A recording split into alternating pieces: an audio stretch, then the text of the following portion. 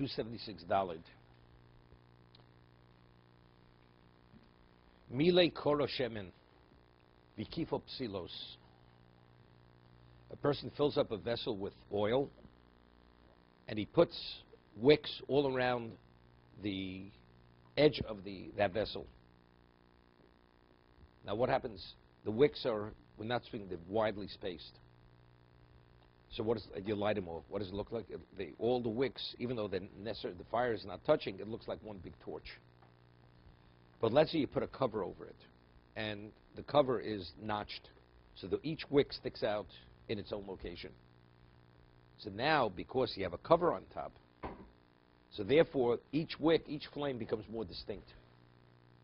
If there's nothing on top, the vessel is filled with oil, you put wicks all along the edges of this vessel, and you light them all. It looks like a ring of fire. Now you take a cover, put it on, and the cover is notched, and you put it over, and the notch is exactly so the wick should be able to come out. So having the cover on top doesn't look like a ring of fire any longer, because it separates. That causes that each wick should be seen distinctly. So therefore, if the fire is seen distinctly, each fire represents another person or another day. Okay, so that's what we're speaking about over here. Lo kofa leim. So we say, im kofa alei kli kopsila ola b'shul ner echod. If you put a vessel on top, then you see each wick as a separate light. Lo kofa alei kli. But if it wasn't covered with a vessel, afil ner echod ein ola lefishu k'medura, because it looks like a torch. You know, the Havdalah candle has to be a Medura. It's not in there. We have a double candle, right? The wicks have to touch.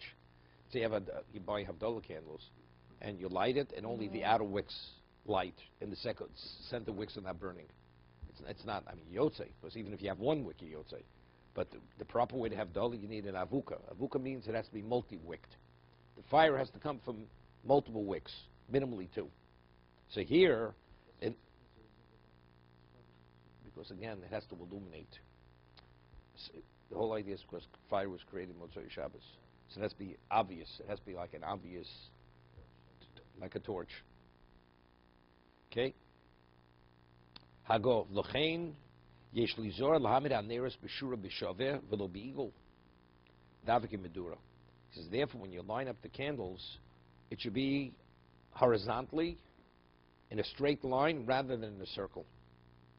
Because if you put them in a circle, so when you look at each fire, you have the one which corresponds to it. So you don't see each candle, each light distinct in its own right. Umuter lahadlik v'pamota shekora lompa.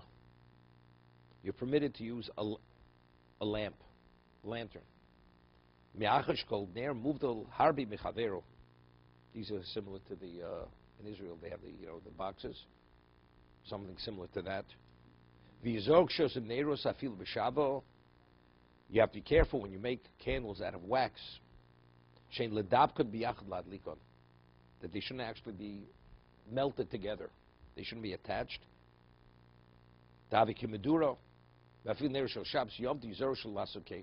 Even Shabbos and Yom Tov, right? Shabbos and Yom Tov, it's Nero Shabbos. The Ner Shabbos is different than the Ner that we use for the Havdalah. Right? Ner Shabbos, it's Zocha v'Shomer. Each light is distinct. They're not multi-wicked. But if you put them together, because as they burn, the wick gets closer. If it melts together, if the candles are actually melted together. Okay? Dalit. Im kofo, shal yideze im mischabrin kol psilos yachad. That doesn't allow the flames of the wicks to burn together. Now he's saying something interesting. We rule halacha hadloko is a mitzvah, which we'll see later. The halacha is you have to light. Let's say a person lights the lights above 20 amos, right? What's the halacha? It's not a valid lighting. What happens if he lights it above 20? Then he lowers it within 20. So now, in terms of pursuing the Yisro, you see it burning, right? It's always because it's beyond the eye range of a person. It's more than 20 amos or more. So he lights it above 20, lowers it within 20. So the Brisa says in the Shabbos it's not valid. Since we rule halacha hadloko osa mitzvah, it's when you light it, it's like, let's say a person initially lights the light, and there's only a half an hour's worth, 15 minutes worth of oil. because they didn't bring the additional oil. And after you light it, you add more oil, now it's going to burn 2 hours. It's not valid. Because when you lit that light, what was the potential of burning? Only 15 minutes. The lighting has to be a lighting that could burn minimally half an hour. Because we rule hadlokos mitzvah. Everything's determined when you light it.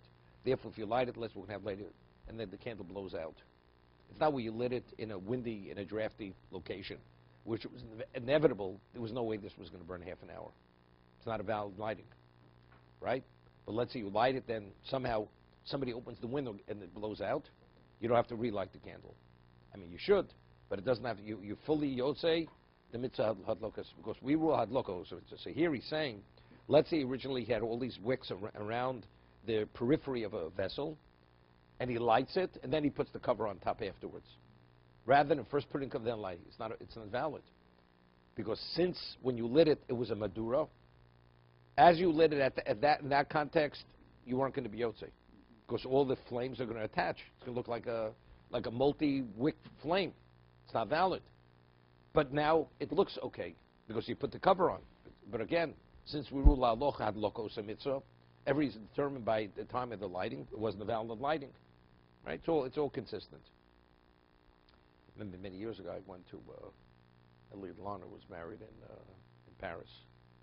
So we stayed in. I'm not that familiar with the hotels there, but it was like one of these hotel rooms, tiny. So, and it was Chanukah. So what am I going to do? I had to go down to the wedding, whatever it was, and I had to light Hanukkah lights. So what I did was to leave it burning there. It was dangerous. The whole hotel would go up in flames. So what I did was I lit it, and then I put it out immediately. I lit it and put it out. And later, I think it's brought la halacha that it's not really advised to do that. I had no choice. I couldn't leave it burning, otherwise I couldn't light Hanukkah lights. Wouldn't be able to light them. Because it would be later at night. It was too late already to light. So that's what I did. But very often, if you remember, today very few people, well, maybe children, the multicolored candles in the box. You get 54 in the box, right? Very often I remember that if the windows aren't really sealed well, there's always a draft. Within 10 minutes, because the windows doesn't blow out the candles melt. And they're supposed to be half an hour candles. Yeah, if it would be the optimum setting, they burn for half an hour, maybe 35 minutes. But if there's any degree of draft, within 10 minutes, they're melted down, all the candles. So it's not valid. And very often, that was the problem. That was the issue. So most people, very often, you're not yotze with that kind of candle.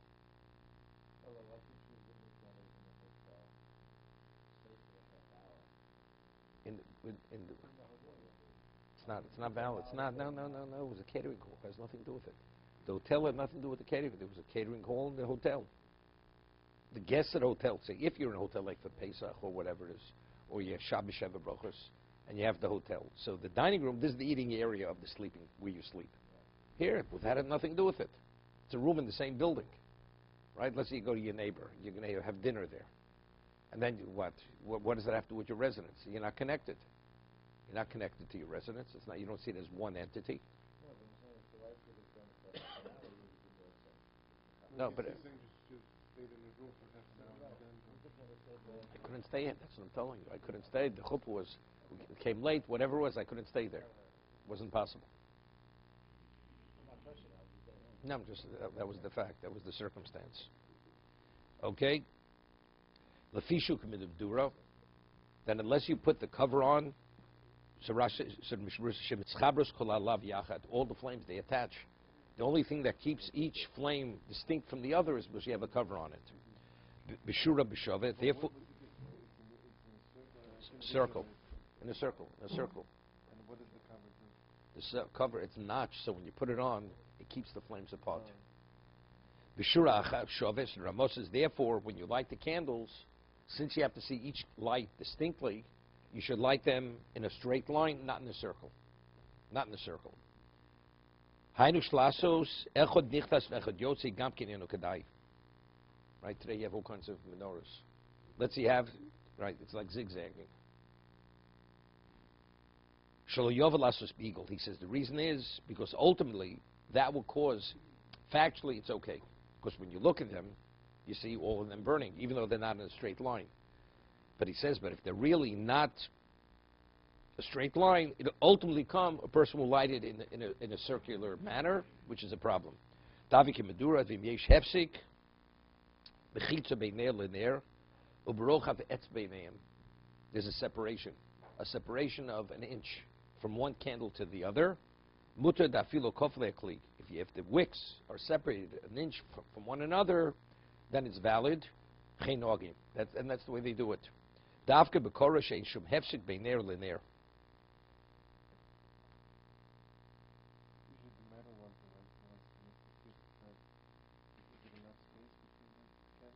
If you look at them, they look, each candle looks separate. It's enough. It's enough. The Pamotos, and therefore he says they light in this lantern. Shalchosh hasuyin kanim kanim yotzim sius beigol kanim chalulam chitzes kol kanim mafsik beinol vein chavero. Okay, machshkol ner moved him harbe mash medloshen zer tetarti binon. They shiyu gamki muvdolin hakonim echem michavero.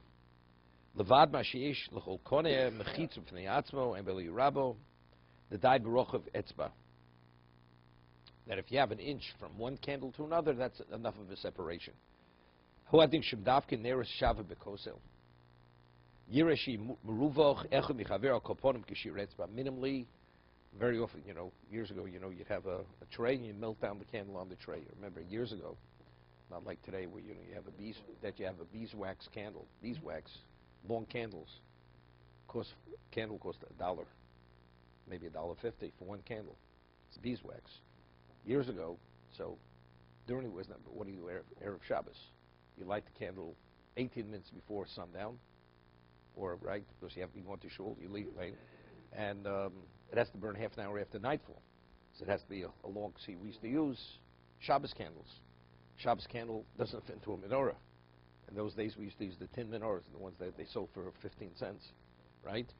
So what did you do? You had a tray. You melted it on a tray, right? And you had it on the windowsill.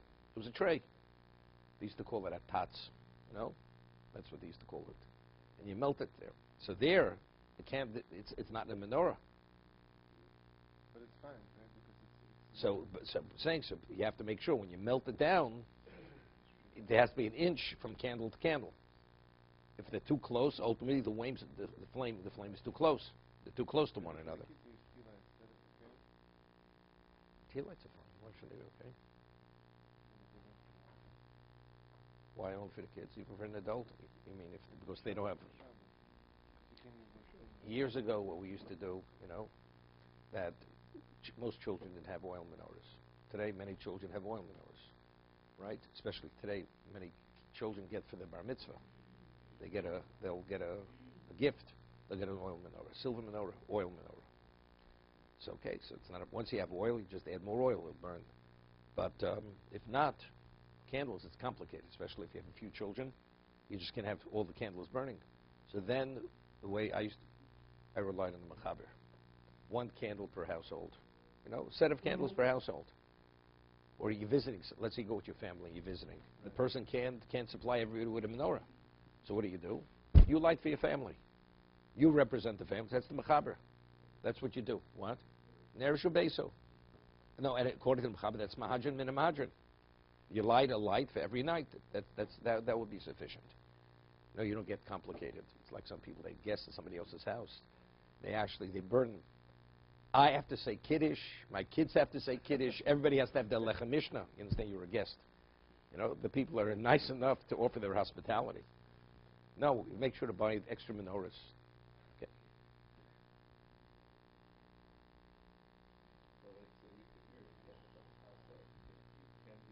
No. That we had before. You have to have your menorah. But I'm saying, well, what happens if you come with your children? In your house, they all light their own. I want them, they should feel like they're at home. So that you come in, they put their feet on the couch before they remove the mud. They feel at home here. Okay?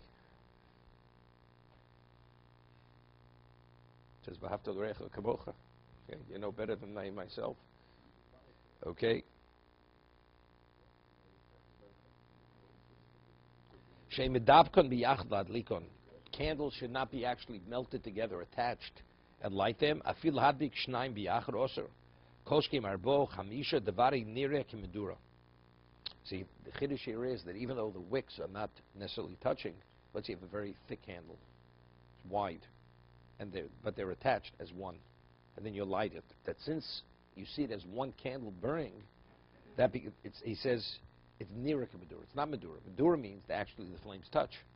Even if the flames don't touch, but because the candles are melted together, and even though the wicks are distinct, it's a problem because it's one candle.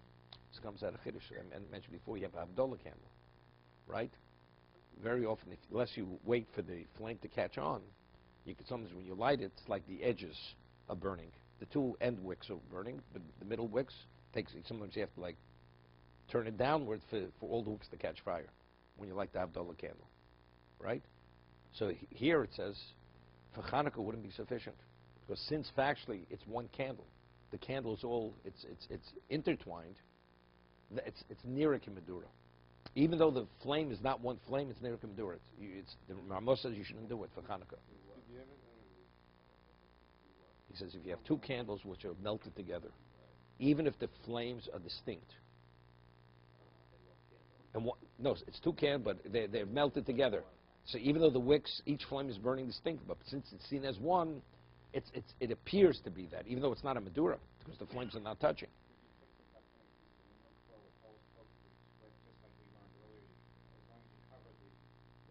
Yeah. Fil ner shel Shabbos Yom Tov, Ayin Ber Halacha. He says even Shabbos and Yom Tov, you should not have the candles actually melted together.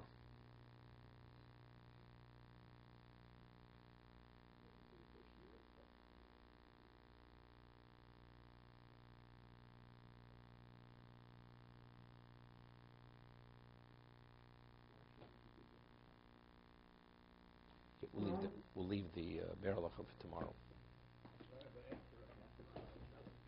You could put it out. Putting it out half an hour after nightfall.